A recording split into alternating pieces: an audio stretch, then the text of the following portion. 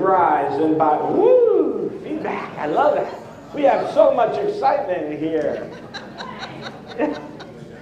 Please rise and by the hand our spirit for our gathering hymn number 23, Bring Many Names. And we'll be doing 1, 4, 5, and 6 for those with the hymnals. Otherwise, just follow along.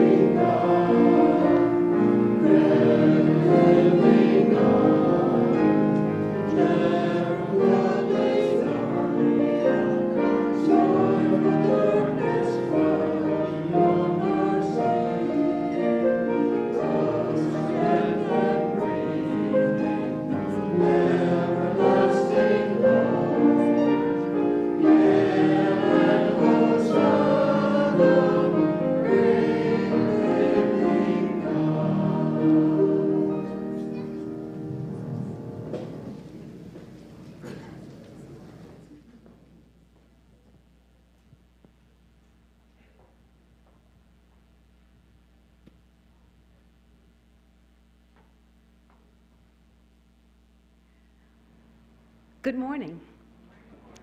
Welcome. I am Angela Karuba, a trustee on the board of the Unitarian Universalist of Sarasota, and I also lead our cinema conversations. We especially want to welcome our visitors, both on campus and over live stream. We invite our visitors to participate in any of our events, and we have many. There's a special insert in your order of service today, if you want to check that out. We welcome visitors to find out more about us and Unitarian Universalism by registering on our virtual guest book, which you can find via a link on the homepage of our website at uusrq.org.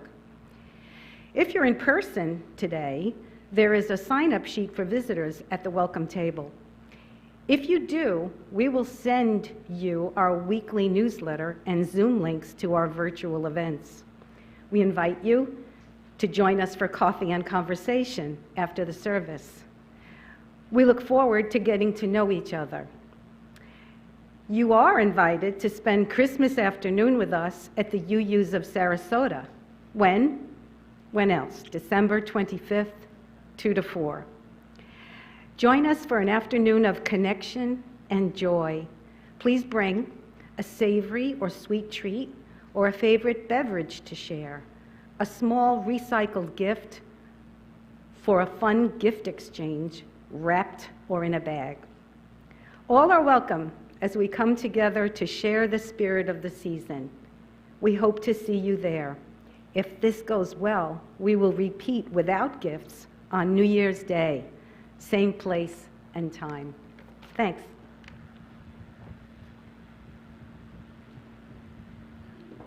And now we have blessed to share with our guest musician, Tasha Robinson.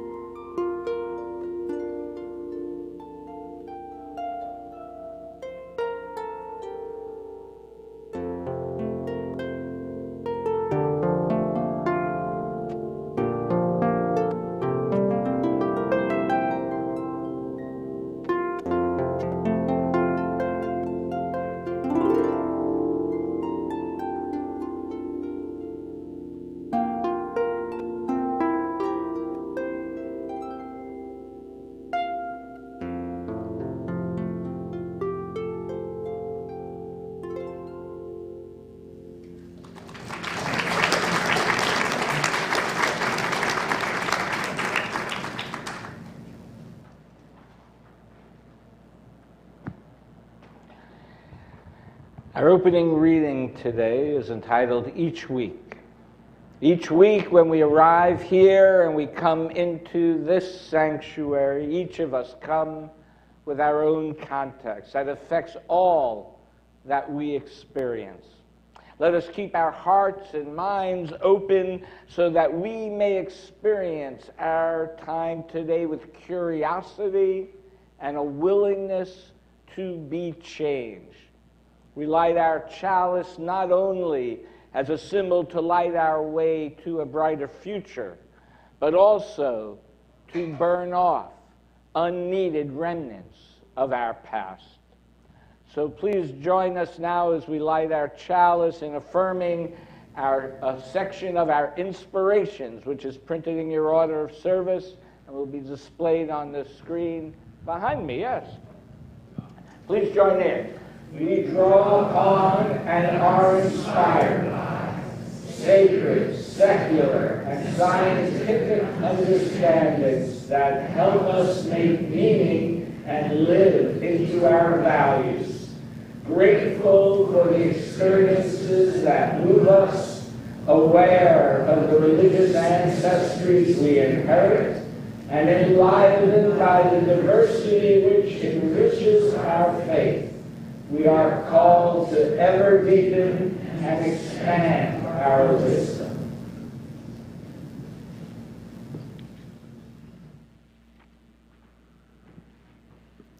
Good morning, everyone.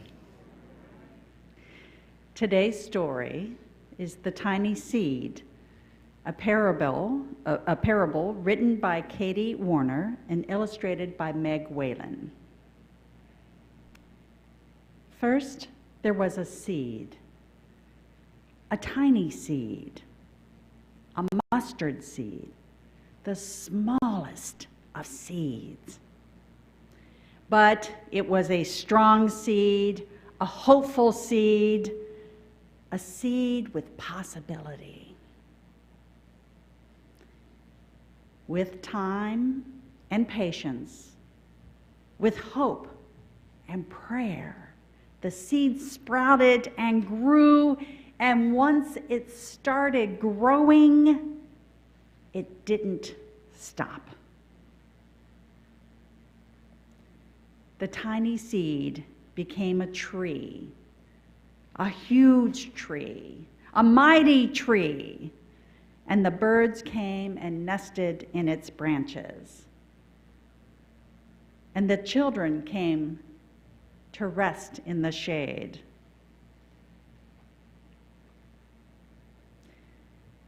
The tiny seed, now the largest of trees, stood tall in the bright sun, reminding the world that you don't have to be famous to be important. You don't have to be big to be strong. That God works with the weak and the poor and the humble and the small to show the goodness and the beauty in this world and divine truth and divine love. Truly I say to you, unless you turn and become like children, you will never enter the kingdom of God. From Matthew 18:3. So this story, of course, is a version of the parable of the mustard seed that was attributed to Jesus, the teacher, in two of the Gospels, Matthew and Mark. For our younger children, a parable is a story that is used to teach about a moral or spiritual truth. Kind of like a time for all ages story. But why teach with a story? Duh, because it's more interesting. If I just stood up here and rambled off my truths, all you would soon hear is blah, blah, blah, blah, blah, blah, blah. Stories capture our imagination and they make us think. But stories can also be open to interpretation, just like the passage from Matthew 18:3. Most scholars believe that that passage is asking us to be like a child, i.e. powerless, in relationship to a parental figure, God, who gets to make all the decisions. And if you do, then the gates of heaven will be open for you. Well, instead, I prefer to interpret this story along with that last passage to mean that even the smallest amongst us has strength and goodness and beauty and wonder and awe. And it is all of these qualities so abundantly found in children that bring us heavenly joy. So, I urge you to be like a child. It's a lot of joyous fun, and it keeps you young. So now I invite any children or youth to join me in the West Wing as we learn about and celebrate Hanukkah that also starts the same day as Christmas this year. Thank you.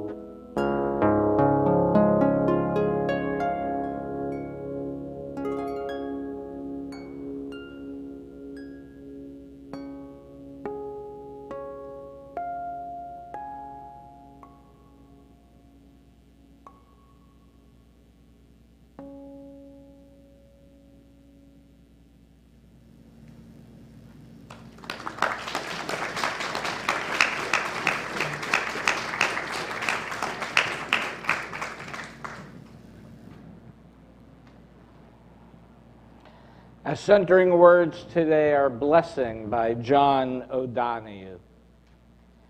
On the day when the weight deadens on your shoulders and you stumble, may the clay dance to balance you. And when your eyes freeze behind the gray window and the ghost of loss gets to you, may a flock of colors, indigo, red, green, and azure blue, come to awakening you a meadow of delight. When the canvas frays and the crock of thought and a stain of ocean blackens beneath you, may there come across the waters a path of yellow moonlight to bring you safely home. May the nourishment of the earth be yours. May the clarity of the light be yours. May the fluency of the ocean be yours. May the protection of the ancestors be yours. And so may a slow wind work these words of love around you, an invisible cloak to mind your life. And as we go into a time of silent meditation, I invite you to contemplate on the many simple blessings in your life.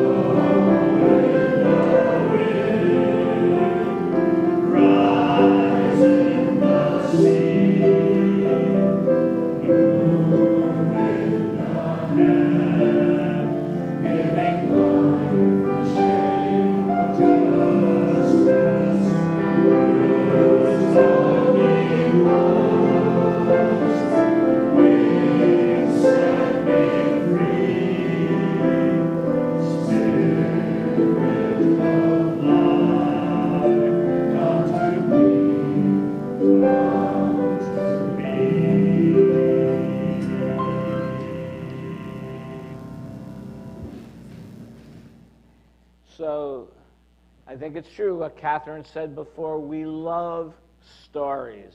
Stories inform us, inspire us, and hopefully instigate us to action. Stories are the way that we transmit the ethics and morals of a society. Now today we have movie and television that shares many of these stories. As a young child, I used to watch a Lutheran show called Davy and Goliath that had simple lessons of right and wrong. And the dog, okay, Davy. It was the earliest claymation I remember. Clearly, my parents did not have parental controls on our television. And some of my earliest memories of reading about morals and ethics was going to the doctor's office and reading Highlights magazine. I don't know if anybody remembers this, following the stories of Goofus and Gallant, right? So if you can't read, giving simple depictions of right and wrong behavior. Goofus bosses his friends around. Gallant asks, what do you want to do next? So now there could be a lot of context to those stories we don't know about. I always wondered about that. It would be nice, though, to believe that life is this simple. But prior to printing for the masses in the 16th century, that started in the 16th century, for much of history, oral storytelling was the predominant way moral and ethical teachings were passed along. One very common way of sharing was the parable. Comes from the Latin word to compare, right? So to help teach a lesson, as Catherine said. And similar to her story, there's an old tale that is told of a young traveler approaching the sage and asking, I've heard you tell many stories, parables, when asked for answers, but I want to ask you, why do you tell parables at all? Why not just give a direct answer to a question? Something, I think I have said often in my life as well. But the sage smiled and said, imagine that a farmer seeks to plant seeds in his field.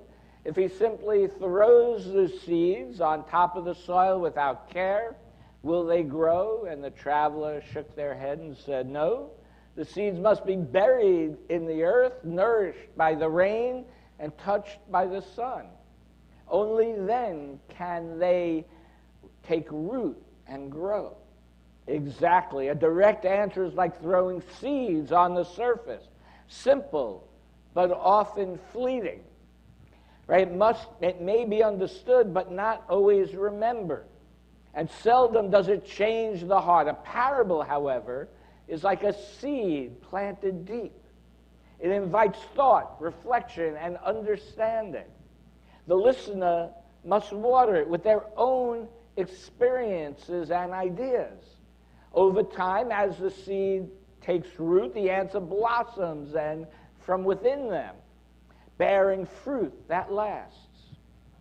Sometimes, the sage continued, the most important answers are the ones we discover ourselves and stories that help guide us there.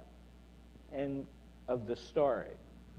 Now, we do have most major religions use parables. Buddhists, Muslims, Hindu religions. The Hebrew scriptures themselves are filled with parables. So it should not be surprising that the Christian scriptures, that since Jesus was a Jewish teacher, would use parables. Jesus' parables are made not just to teach, but also to challenge conventional wisdom. Even today, after thousands of years, or maybe because it's been thousands of years, we often still do not understand his parables. Or we each tend to have our own understanding of them as they root and seed and grow based on our experiences in the world. In my previous career, I once worked for someone who was a devout Christian, or said they were. And I'm just going to say it's a funny thing. Often when people found out I was going to seminary to become a minister, they would just try to show me how smart they were about the Bible and how religious they were, as if that was something, I don't know. But this one gentleman was very proud of the fact that he paid his fair share of taxes because the Bible told him to do so. And then the person starts quoting a scripture from the Gospel of Mark, chapter 12, verse 13. I'll say, fortunately, I'd already taken my Christian scripture class in seminary by that point. Truthfully, I'd never actually read the Christian scriptures prior to going to seminary. But in this verse, Jesus is asked whether it is lawful to pay taxes to Caesar. And Jesus, holding up a coin with Caesar's picture on it, responds, give to Caesar the things that are Caesar, and give to God the things that are God's. And so for millennium, Christians have taken this to mean that they should dutifully pay their taxes in whatever country they are in and abide by local laws. Now, I think this brings up an interesting point in regard to the Christian scriptures in general and the parables attributed to Jesus. First and foremost is that context is everything. We tend to look back on the parables in the Christian scriptures with Christian theology in mind, or even the gospel writer's own bias and interpretation. And I think it's important to understand the parable in the context of the time it was originally told. It was told by Jesus, who was a Jewish teacher, to a Jewish audience in the first century. It was told at a time when Rome had invaded the land of the Israelites and pitted Jew against Jew, and certain Jews had assimilated into the Greco-Roman Empire culture, and others were collaborators with Rome in order to survive. And the majority of Jewish people, though, were suffering under the yoke of oppression. This taxation story is in 3 of the 4 Gospels, and they all start with the Jewish leadership trying to, and I quote, entangle, entrap, or deliver Jesus up to the authorities. So therefore, there must have been an expectation that Jesus believed in tax resistance to Rome. Otherwise, why would they try to entrap him? Right? So I think this is also supported by Luke chapter 23, verse 2, where upon handing Jesus to the Roman official Pontius Pilate, the assembly says, "We found this man perverting our nation, forbidding us to pay taxes to the emperor." Now, I won't even get into the whole anti-Semitic nature of many of the quotes in the Christian scriptures, but this is what it said. In the time of Jesus, many of the tax collectors over-collected taxes so as to make a profit. And this put an even heavier burden on the largely poor agricultural population of Israel. Often people had mortgages on their lands. Upon ever rising taxes, eventually the people would lose their land. Now, in the time of Jesus, and probably even up until today, there was a strong sense that God had given this land to the Jewish people, and the land was God's and should not be transferred to the Romans or used to facilitate payment of taxes to Romans. So Jesus had to find a way to give his tax-resistant message to the people so as to maintain his integrity without publicly denouncing the Romans, which would lead to his arrest, which eventually later did. His wording is highly ambiguous just for that reason. Render unto Caesar what is Caesar's. He doesn't say what is Caesar's. Jesus is saying, render unto Caesar what is Caesar's, and the subtext of that meaning is nothing. Nothing is Caesar's. Render unto God what is God's. And the subtext of that message is everything. Everything is God's. So I am somewhat regretful I gave that particular person this interpretation, because I think I gave him justification for cheating on his taxes. But that is the second important lesson about context. What meaning this had to Jewish people approximately, 2,000 years ago, is not the same meaning it has for us today, for us in America, here, in our context. I think this teaching actually echoed through our American Revolutionary theme of no taxation without representation. Right? Today, we have not been invaded by a foreign military requiring us to pay excessive taxes used for the purpose of oppressing us. Although as new laws continue, I have to say, to restrict our freedoms, it may seem that way, particularly to people with marginalized identities. I do think it is important to understand what the parable's original intent was, but then we have to ask ourselves how they can have meaning to us. What message can they tell us about our lives in this time? And one of those messages is to give your money to things that are meaningful to you, And so please keep that thought in mind about how meaningful this community is to you as we now take our offering. For those of you who are online on our cell phone, there's a link to our donate in the description of the YouTube video. As well, there's a QR code in your order of service. Let the sacred time begin.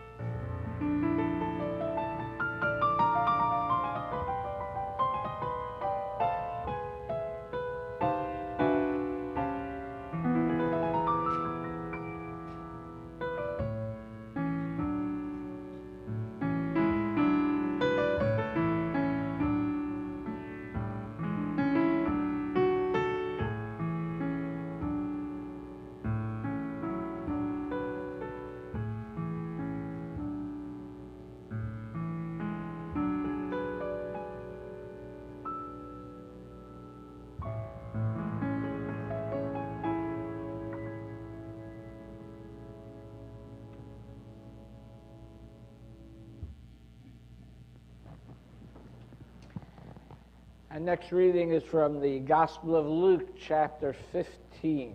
Now all the tax collectors and sinners were coming near to listen to him, and the Pharisees and the scribes were grumbling and saying, "This fellow welcomes sinners and eats with them." So he told them a parable. Which person among you, having 100 sheep and losing one of them, will not leave behind the 99 in the wilderness to go after the lost until they find it? And finding, they put it on their shoulders, rejoicing, and coming into the house, they call together their friends and neighbors, saying to them, "Rejoice together with me, because I have found my sheep, the lost one." And now one last time, our special musical guest, Tasha Robinson.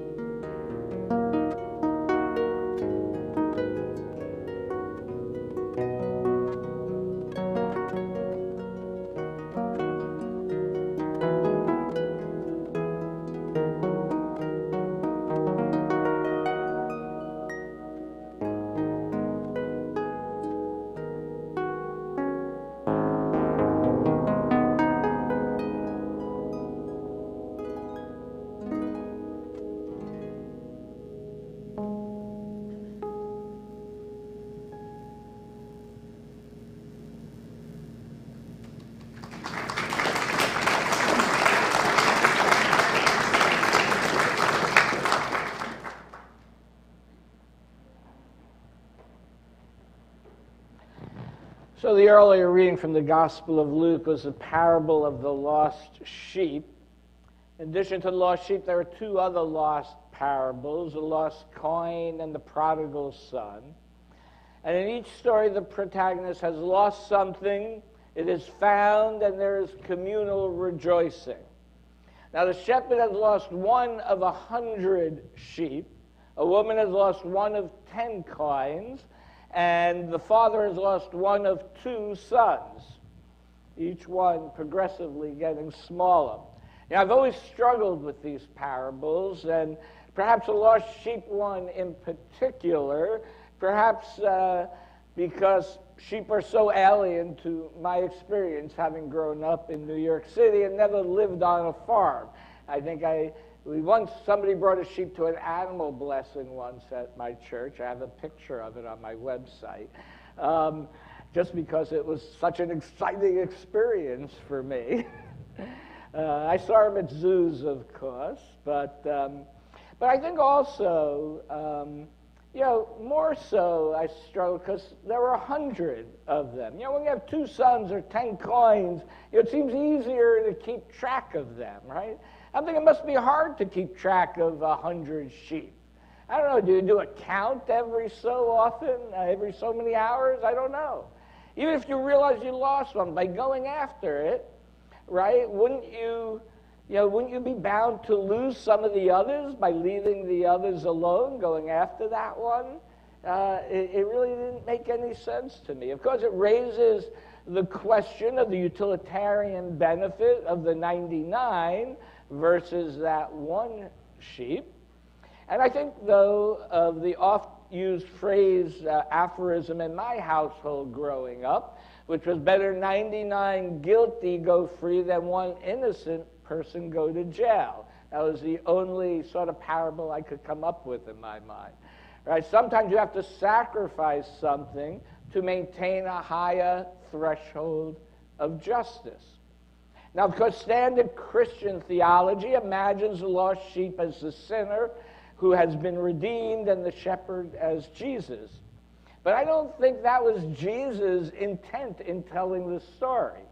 I think Jesus is rebuking the leaders of the community for not keeping an eye on things, right? Rebuking them for allowing people to lose their lands and for not caring for those who were in need in the community, right?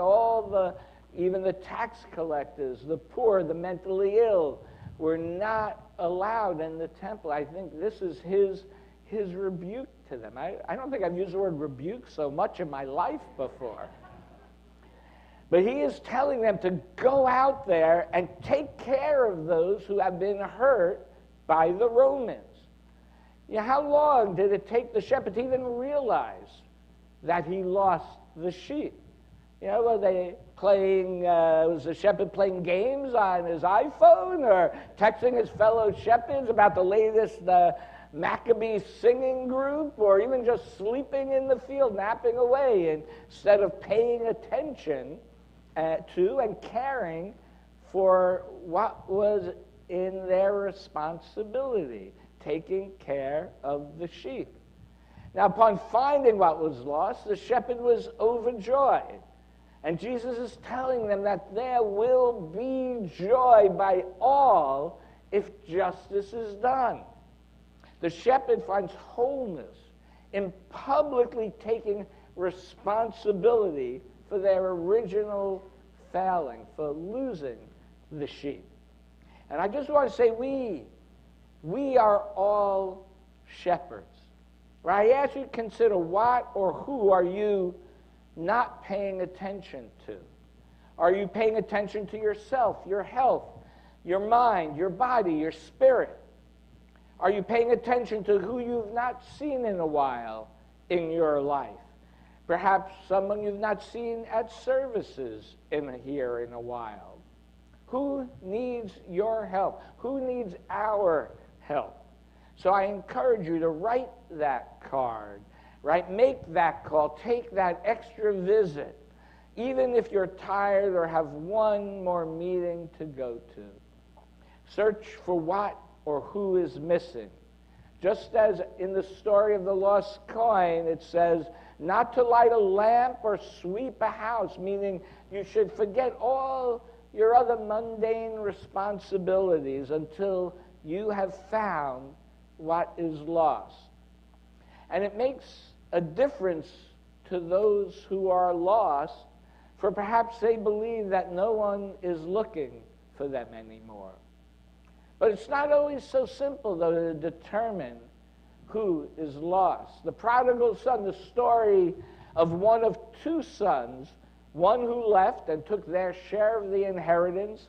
He partied and went broke and was welcomed back by his father. That's the shortened version. And that was much to the chagrin of the older brother, who had stayed behind and continued to work in the field. Now, we assume the lost son is the brother who left and returned. But perhaps the lost one is the one who stayed behind. Perhaps the father has lost his love and respect from his older son, who was loyal to him. The father and the younger son continue their profligate ways while the older son is responsible. The father throws a lavish party for the younger son when he returns, and the older son's response is, why have you never thrown a party for me in all the years that I have been here? Now the father, realizing his actions have harmed the older son, goes to plead with him and explain himself. And that is where the story ends. So I ask you to consider, what relationships are broken in your life? Let this story be a warning to us to pay attention, to think about who maybe we take for granted in our lives, right? To take stock of what relationships are meaningful to us, and to think what actions that we can take to make sure those relationships are strengthened and we stay connected to those. And for those that are lost, there is no need to hide. Right? Come in from the wilderness, come to the light of day. We welcome you with open arms. It doesn't have to be an either or, as I like to say. It can be a both and. Right? We throw parties here all the time. There was a party in Forum. There'll be a party in the Interweave afterwards. Wednesday we're having a party. The following Wednesday we're having a party. We have every second Tuesday here we have a party after the service, right? All you have to do is show up. That's all. Just show up in your authentic selves and you will be loved. Right? Let us expand our searching and our reconciliations to beyond just our friends in this congregation. Who are the lost ones in the larger community, those who need help? Right? Who are the people who've wandered off, who do not have a safety net, right? Who do not have the support? And the Bible does teach us about this too. It gives us not actually parables, but direct instructions what we should do. Welcome the alien, feed the hungry, house the homeless, care for the orphan and the widow. So let us all pay attention. Let us all care, right? Let us all pay attention for ourselves, for each other, for this congregation, for those in the larger community. You know, it seems like a lot, right? But we are truly, I say this, we are truly an amazing and capable species, right? I mean, we can do AI. Somebody was, or before the service was talking to me about quantum physics. I mean, I think that is what Jesus was trying to get at, not quantum physics, but that we are capable of greatness as humanity, right? We are capable of great compassion and empathy for others. Jesus spoke in parable out of fear of being arrested often, but I encourage us to be fearless. Let us not wallow in the mud of pettiness and the darkness of idleness, but rather let us wake up and work together and pay attention And by doing so, we can make our lives and the world whole. So let us continue to tell our stories and our parables, because there is good in this world, and it is worth fighting for. So let us plant our seeds of compassion and watch the fruits those seeds grow, so that one day all will be found in all their wholeness in beloved community. May it be so. Please rise in body and our spirit for our closing hymn, 354, We Laugh, We Cry.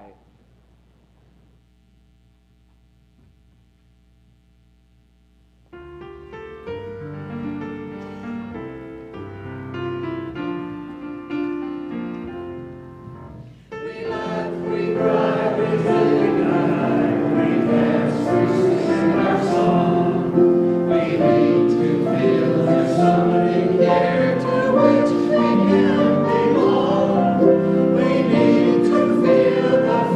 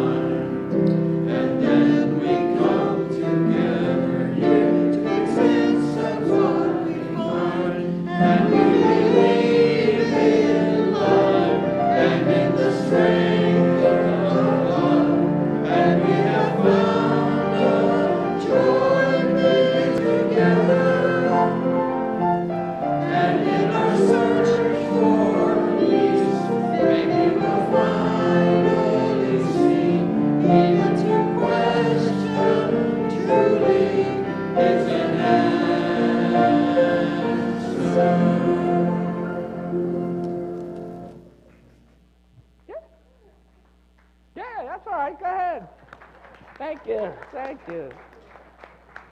And thank you. In all the mysteries and confused messages we receive in the world, may we listen and discern and understand and let their meanings unfold before us. May you seek whenever you are lost, and whenever you are lost, may you find whatever you seek. And when you feel separated from others, may you remember that you are not alone. When you are lost, may you find yourself, and may you be found by others who are seeking you. Please join me now in extinguishing our chalice. We extinguish this flame, but not the light of truth, the warmth of community, or the fire of commitment. These we carry in our hearts until we are together again. Thank you all for your presence here today. Go forth, be good, have fun, be joyous.